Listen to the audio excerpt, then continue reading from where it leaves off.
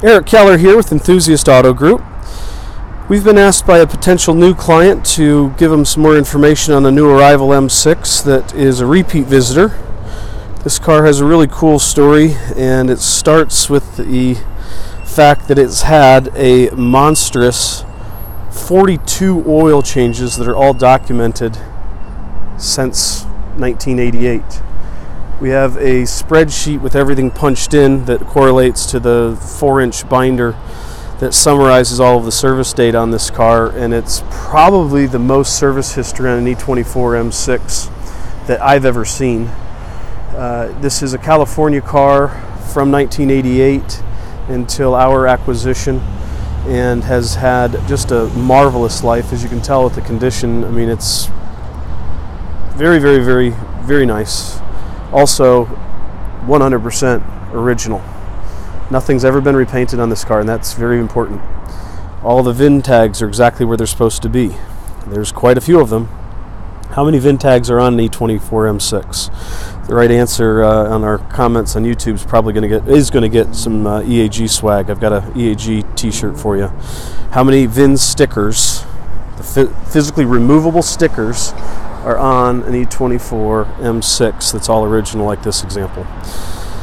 So in addition to the service history and the originality, this car has been used primarily as a light driver, but also serving as a show car to a degree, local and regional Concours events, Cars and Coffee, that kind of stuff.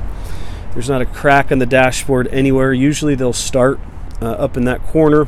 The best way to look for dash cracks on any BMW, don't look from the inside. You're sitting in there. Look from the windshield and look down. And that is when you're going to be able to see them in the defrost vent there. That little spot right there, that's when you're going to be able to tell if there are any cracks starting to form. And this car has been in the EAG stable now for the second time. It did sell to our first buyer in North Carolina, Mr. Smiley. Very nice guy. That is actually his last name. And he enjoyed the car for about 2 years, added another 1,000 or so miles. I believe he took this to the vintage in 2017, I think.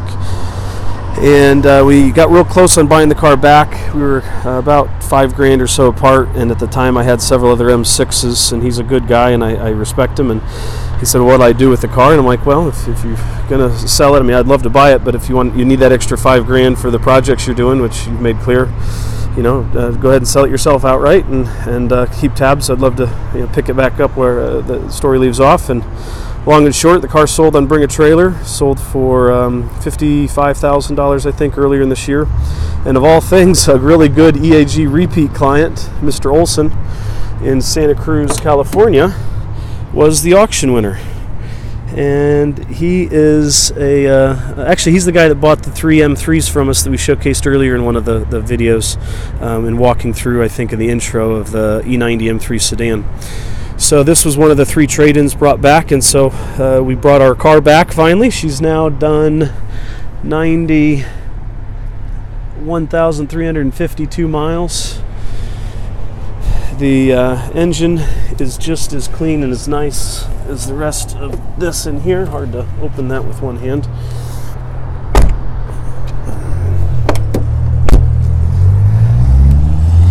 Also hard to open with one hand. There we go.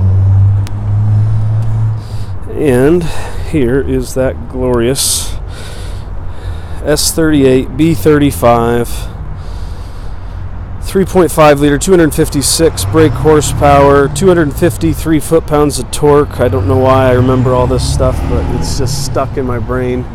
Those are the VIN stickers we're talking about. Right there. And right there. And over here. Right there on the jam. Then there's one on each door, and well, you all know where they're at if you've had a couple of these cars.